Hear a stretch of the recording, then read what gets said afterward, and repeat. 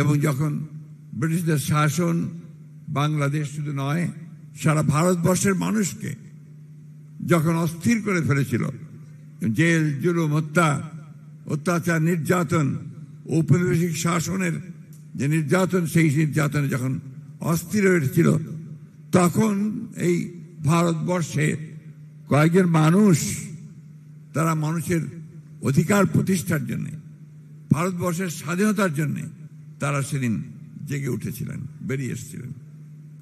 মৌলানা ভাসানী একজন ব্যতিক্রমী রাজনৈতিক নেতা। সেই সময় যারা রাজনীতি করতেন, সামনে ছিলেন, সবাই আপনার সামন্তবাদী পরিবার থেকে আসা, বেশিরভাগই সেই ভারতবর্ষের পশ্চিমে বলেন পূর্বে বলেন সব ছিলেন তারা সম্ভ্রান্ত পরিবারের লোকজন, অত্যন্ত উচ্চ শিক্ষিত, এবং তাদেরকে বলা হতো ফিউডাল লর্ডস। তারা সবাই সামন্ত প্রভু ছিলেন।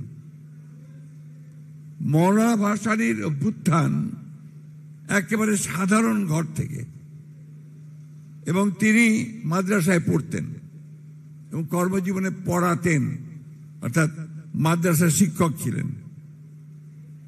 এই সময়ে তিনি আসামে তিনি চলে গিয়েছিলেন এবং সেখানেই তিনি পড়াশোনা করতেন। পড়াশোনা শেষ করে তিনি সেখানে কিছু এই ওয়াজ মাহফিল টাফিল করতেন। এই করার সময়ই দেখা গেল যে মানুষের ভেতরে একটা আগুন আছে, সে মানুষকে জাগিয়ে তুলতে পারে মুহূর্তের মধ্যে, মানুষকে সে মোহিত করতে পারে। এই গুণগুলোর জন্য মৌলানা ভাসানী খুব দ্রুত রাজনৈতিকভাবে সামনে এসে পড়লেন এবং সমস্ত রাজনৈতিক দলগুলো তাকে কাছে টানার চেষ্টা করেছে। মৌলানা ভাসানী কংগ্রেসের প্রেসিডেন্ট ছিলেন আসামের। খেয়াল করবেন, তিনি তখন অল ইন্ডিয়া কংগ্রেসের আসাম প্রভিন্সের স্টেটের তিনি সভাপতি ছিলেন। পরবর্তীতে যখন পাকিস্তান আন্দোলন শুরু হলো, তখন পাকিস্তান মুসলিম লীগের, তত পাকিস্তান মুসলিম না, ভারতীয় মুসলিম লীগের তিনি সভাপতি হয়েছিলেন এবং সেই পাকিস্তান আন্দোলন করেছেন দীর্ঘদিন। আসাম, বাংলা,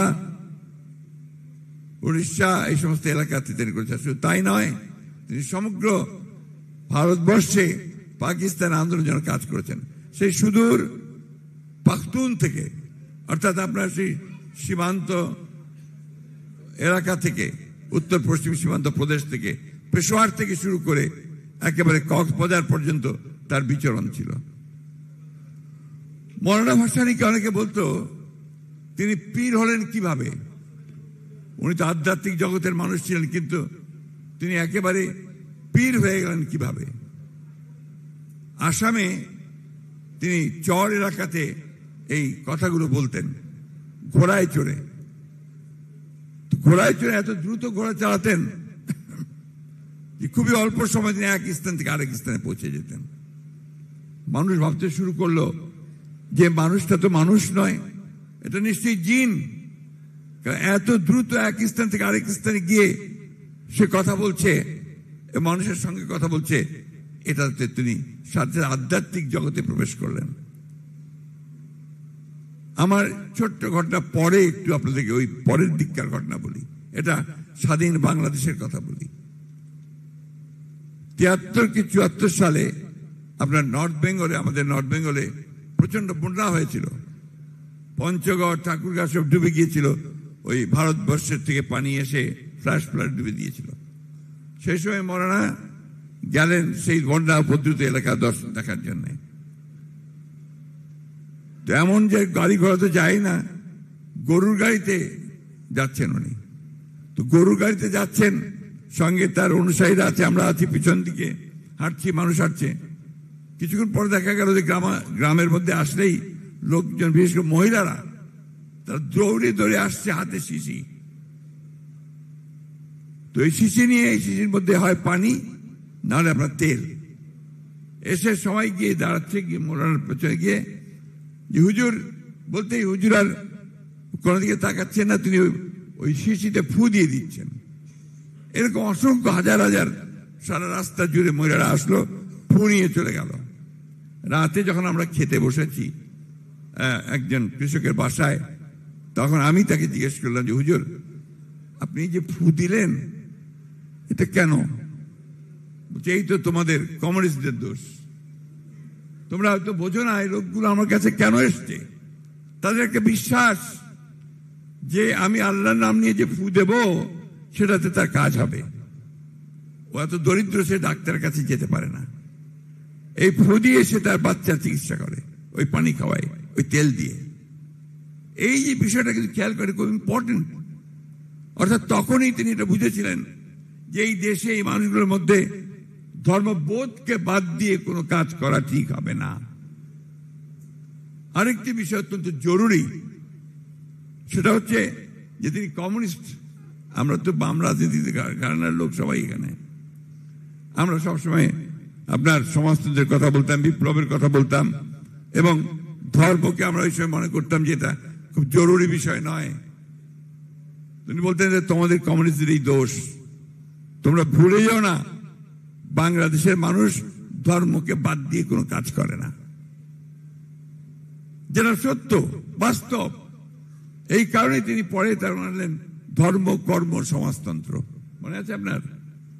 ধর্ম কর্ম এবং সমাজতন্ত্র, এই যে বিষয়গুলো, এই বিষয়গুলোকে আজকে রাজনীতির সঙ্গে একে কিন্তু আপনাকে মিলিয়ে নিতে হবে। তো যাই হোক, সে কথা পরে পরে তো মৌলানা পাকিস্তান আন্দোলন করেছেন, পাকিস্তান হয়েছে, কিন্তু কখনো তিনি চিফ মিনিস্টার বা গভর্নর এগুলোর পদ নেননি। পাকিস্তান হওয়ার পরে যখন আপনার আইয়ুব খান তো নয়, তখন আপনার কায়েদে আজমের পরে পরেই আপনার পাকিস্তান শাসক গোষ্ঠী তারা তৎকালীন পূর্ব পাকিস্তানের উপরে সেই বৈষম্যমূলক আচরণ করতে শুরু করলো। এখন তো আপনার বৈষম্য শুনছেন আপনারা, তখনই আমরা বৈষম্য শুনেছি যে পাকিস্তান পূর্ব পাকিস্তানের মানুষের উপরে বৈষম্য চাপিয়ে দিচ্ছে, তাদেরকে চাকরি দেওয়া হয় না ঠিক মতো, তাদের বরাদ্দ দেওয়া হয় না, উন্নতি হয় না। এগুলোর বিরুদ্ধে আন্দোলন শুরু হবে আগে, এটা 52 সালের ভাষা আন্দোলনের পরে তখন সমস্ত রাজনৈতিক দলগুলো মিলে এখানে আপনার কম্বাইন্ড অপোজিশন, একটা যুক্ত ফ্রন্ট তৈরি করলো। সেই যুক্ত ফ্রন্টের নেতা ছিলেন মৌলানা আব্দুল হামিদ খান ভাসানী, সরওয়ার্দী সাহেব ছিলেন, একে ফজলুল হক সাহেব ছিলেন, শেখ মুজিবুর রহমান সাহেব ছিলেন ওই যুক্ত ফ্রন্টের। এই যুক্ত ফ্রন্ট 54 সালে এই পূর্ব পাকিস্তানের সমস্ত আসনগুলো পেয়ে গেল কয়েকটা বাদ দিয়ে। আর দেখেন, রাজনীতি যদি ভুল হয়, যে পাকিস্তানের জন্য এই দেশের মানুষের লড়াই করেছে 46-এ, যে পাকিস্তান মুসলিম লীগ ছিল একটা অসীমবাদী অবিসম্বাদী একটা রাজনৈতিক দল, সেই রাজনৈতিক দলের ভরাডুবি হলো ভুল রাজনীতি করার কারণে এই বাংলাদেশে পূর্ব পাকিস্তানে। তো this is very important lesson, অত্যন্ত জরুরি একটা শিক্ষা, যে আমরা এমন কোনো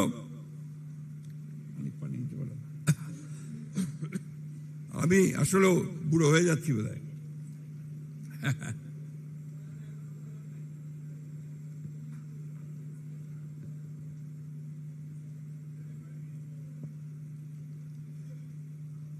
এই বিষয়গুলো আমাদের রাজনীতিবিদরা অনেক সময় খেয়াল করেন না। যেমন এখন একটা পরিবর্তন এসছে, এই পরিবর্তনটাকে বুঝতে হবে, বুঝতে হবে যে ছেলেরা কি বলছে। আমাদের মধ্যে অনেকে আছে, বিশেষ করে বিএনপির মধ্যে, ছেলেরা সব আন্দোলন একাই করেছে তা মানতে রাজি না, তাই না? অনেকে কথা খুব জোরে সোরে মিটিং এর মধ্যে বলেন। সত্য কথা, আমরা 15 বছর ধরে লড়াই করেছি, সংগ্রাম করেছি, জান দিয়েছি, প্রাণ দিয়েছি, মামলা গেছি, জেলে গেছি।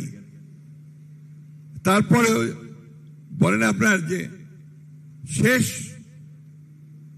লাঠিটা গোলে কে মেরেছে? ছাত্ররা মেরেছে। যে স্ট্রাইকার, তারা স্ট্রাইক করেছে। আপনাদের মনে থাকা উচিত যে আমি যখন আপনার সমস্ত দেশে বিভাগীয় সমাবেশগুলো করছি আমরা, সেই সময় আমার বক্তব্যে আমি একটা জিনিস খুব জোর দিয়ে বলতাম যে কোথায় আমরা তো নবীনদের দেখতে পাচ্ছি না, তরুণদের দেখতে পাচ্ছি না, ছাত্রদের দেখতে পাচ্ছি না। ছাত্র তরুণরা যদি সামনে না আসে তাহলে বুক পেতে গুলি নেবে কে? বুক পেতে গুলি নেওয়ার হচ্ছে এই ছাত্র তরুণ যুবক যার পিছুটার নেই, যে ভ্যানগার্ড। আমরা মধ্যবিত্তরা, বয়স্ক লোকেরা, আমরা তো আপনার পেছনে পরিবারের কথা চিন্তা করি, আমরা আমাদের ছেলে মেয়েদের কথা চিন্তা করি। আমি যদি আজকে একটা গুলি খেয়ে পড়ে যাই, আমার পরিবারের কি হবে এই চিন্তা করেছি, তাই না? আপনারা তো কম কষ্ট করেননি। কতবার জেলে গেছেন, কতবার মার খেয়েছেন, পুলিশ মেরেছে, বাড়ি থেকে অত্যাচার করেছে। এই বুক পেতে দিয়ে দাঁড়িয়ে থাকা। সাইদ রংপুরে যেভাবে দাঁড়ালো, that was the turning point of the movement. এই বিষয়গুলো আমাদেরকে চিন্তা করতে হবে। সুতরাং ছাত্রদের সঙ্গে আমাদের কখনোই কোন দূরত্ব সৃষ্টি করা যাবে না। সবসময় মনে রাখতে হবে এরা তরুণ, এদের অনেক উদ্দীপনা। আমরা যখন ছাত্র ছিলাম আমরা তো এরকমই ছিলাম। আমরা ভেবেছি সমাজতন্ত্র করব, বিপ্লব করব, সবকিছু উড়িয়ে দিব, নতুন সমাজ সৃষ্টি করব। করেছি, এখনো চিন্তা করি যে এটাই করব। আমার তো সেই শক্তি নাই এখন, তার সেই শক্তি আছে, সে পারে বুক পেতে দাঁড়াতে। এই জন্যই এই জিনিসগুলো আমাদেরকে চিন্তা করতে হবে। ছাত্ররা অনেক কথা বলছে, বলবে, তাদের সে বড় অধিকারও আছে। আমরা বয়স হয়ে গেছে, আমরা আবার একটু হিসাব করি যে কোনটা করা যাবে, কোনটা করা যাবে না, কোনটা এখন করা ঠিক হবে, কোনটা এখন করা ঠিক হবে না, তাই না? সেই কারণে আমরা বলছি যে দ্রুত নির্বাচন হওয়াটাই এই দেশের জন্য, জাতির জন্য মঙ্গল। কেন বলছি? আমাদের অভিজ্ঞতা থেকে। এই ধরনের সরকার যতদিন বেশি থাকে তত সমস্যা তৈরি হবে। কেন? এর তো ম্যান্ডেট নাই, এ তো নির্বাচিত সরকার নয়, এর পেছনে শক্তিটা কোথায়? এই জন্যে এই সরকারকে ওইটা চিন্তা করতে হবে যে আমি যত দ্রুত সময় পারি প্রয়োজনীয় যে সংস্কারগুলো, যেগুলো নিয়ে আমরা কথা বলেছি 2 বছর আগে, আমাদের 31 দফা 2 বছর আগে দিয়েছি আমরা সংস্কার, তাই না? নাকি চুপ করে থাকেন কেন? কথা বলেন না কেন? মনে হয় না আমার কথাগুলো কানে যাচ্ছে আপনাদের? যাচ্ছে? তাহলে কথা বলবেন, রেসপন্ড করবেন। ধন্যবাদ, কিন্তু মাঝে মাঝে রেসপন্ড করতে হয়। তো এটা আমরা 2 বছর আগে দিয়েছি। কেন? আমরা নিজেরা উপলব্ধি করেছি যে এই বিষয়গুলোর পরিবর্তন দরকার। আমরা তো আপনার প্রধানমন্ত্রীর ক্ষমতা আর রাষ্ট্রপতির ক্ষমতা আপনার পার্থক্য করতে বলেছি, ভাগ করতে বলেছি। এক ব্যক্তিকে বেশি ক্ষমতা দেওয়া যাবে না। একজন ব্যক্তি 2 বারের বেশি প্রধানমন্ত্রী হতে পারবে না। আমরা বলেছি 31 দফায়, আমরা বলেছি পার্লামেন্ট দ্বিকক্ষ বিশিষ্ট হতে হবে, তাই না? আমরা বলেছি যে বিচার বিভাগকে সংস্কার করতে হবে, প্রশাসনকে সংস্কার করতে হবে, যারা ঘুষ খায় প্রশাসনে তাদেরকে দূর করতে হবে, এরাই ধ্বংস করে। যারা ঘুষ খায় রাজনীতিবিদ, তাদের রাজনীতি করার সুযোগ দেওয়া যাবে না। পরিষ্কার কথা। এগুলো না করতে পারলে আমার সমাজ পরিবর্তন হবে না, রাজনীতি পরিবর্তন হবে না। যত এনোমালিস গুলো আছে সেই এনোমালিস গুলো আমাদের ঠিক হবে না, ঠিক না? আপনার গত কাল এবং পরশু আমাদের ভারপ্রাপ্ত চেয়ারম্যান তারেক রহমান সাহেব যে সমস্ত বক্তব্য দিয়েছেন, আজকে পত্রিকায় দেখবেন অনেক পত্রিকা এডিটোরিয়াল লিখছে, ডেইলি স্টারের মতো পত্রিকা এডিটোরিয়াল দিয়েছে যে বিএনপি যে কথা বলছে এখন সেই কথাগুলোই সঠিক কথা। চেয়ারম্যান তারেক রহমান সাহেব যে কথাগুলো বলছেন এটা এখন মানুষ গ্রহণ করছে। কারণ আমাদের, এই যে বললাম আপনাকে যে আমাদের বয়স হয়েছে, আমাদের মাথার মধ্যে আমরা চিন্তা করি। এই জন্য মাওসেতুং একটা কথা বলেছিলেন, খুব দামি কথা। তিনি বলেছিলেন, put the old head on the young shoulder. যুবকের কাঁধে মস্তিষ্ক, বয়স্কদের মস্তিষ্কটাকে বসিয়ে দাও, তাহলে কি হবে? তোমার অভিজ্ঞতা, তোমার সাহস, তোমার যোদ্ধা সব এগিয়ে যাবে, তাই না? এই কথাটা বুঝতে হবে আমাদের সময়কে। ওই ছাত্রদেরও বুঝতে হবে, আমাদেরও বুঝতে হবে। এখন তো ছাত্রদের, তরুণ যুবক, ওরা তো চাইবেই সব কিছু পাল্টে দিতে, কিন্তু কতটুকু আমরা পারবো, কতটুকু পারবো না, সেসবগুলো আমরা করছি। এই জন্য আমরা বলেছি যে আমরা অবশ্যই সংস্কার চাই। আমরাই আগে বলেছি, কিন্তু এটা আপনাকে যৌক্তিক সময়ের মধ্যে করতে হবে। এমন সময় যেন না নেয় যে সময় নিতে গেলে জনগণের মধ্যে ভ্রান্ত ধারণা সৃষ্টি হবে যে আপনি ক্ষমতায় থেকে যেতে চাইছেন। কারণ কারণ সেই সমস্ত অভিজ্ঞতা আমাদের আছে। ওই ফখরুদ্দিন মনিউদ্দিনের সরকার তারা আপনার এসে এখানে আবার কিংস পার্টি করার চেষ্টা করছিল, মনে আছে আপনাদের? ক্ষমতায় থেকে দল করবে, মানুষ তো সেটা নেয়নি। নিয়েছে কি? তাড়াতাড়ি ইলেকশন দিয়ে পালিয়ে যেতে হয়েছে, তাই না? হাসিনাকে পালাতে হয়েছে কেন? হাসিনা পালিয়ে গেছে কেন? হাসিনা পালিয়ে গেছে, সে চিন্তা করতে ভুল করেছে। আমরা বারবার বলেছি, দেয়ালের লিখন পড়েন, মানুষের চোখের ভাষা বোঝেন। মানুষ এখন আপনাদের আর চায় না। আপনারা দেশটাকে ধ্বংস করেছেন, আমাদের কথা তারা শোনেনি।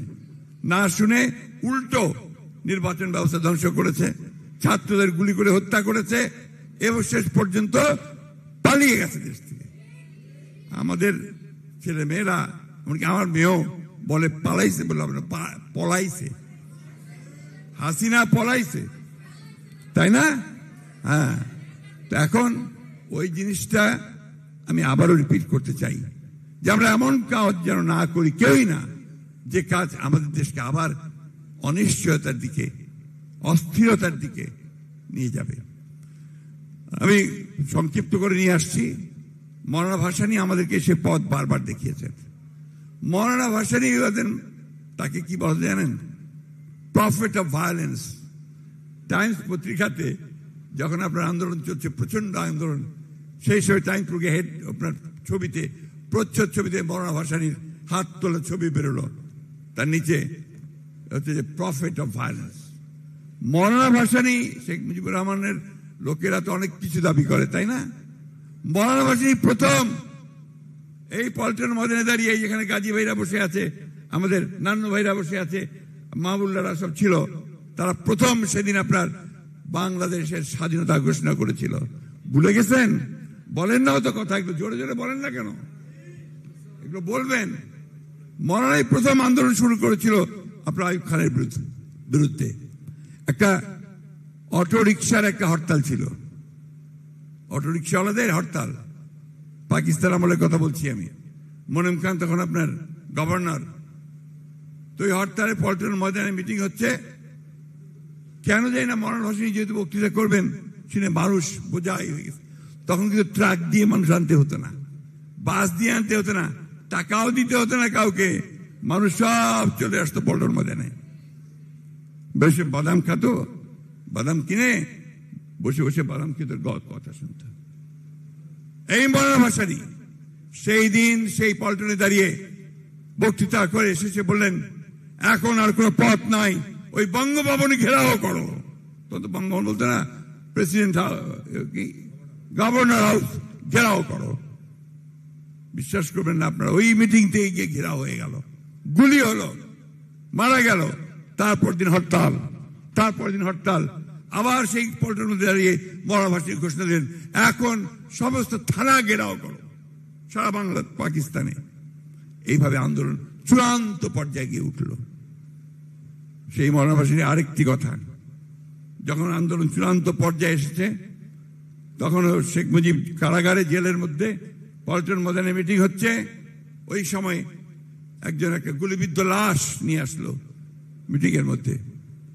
তিনি ওই লাশটাকে উপরে তুললেন, তুলে বলেন, আর কোনো কথা নয়, এখন চলে যেতে হবে।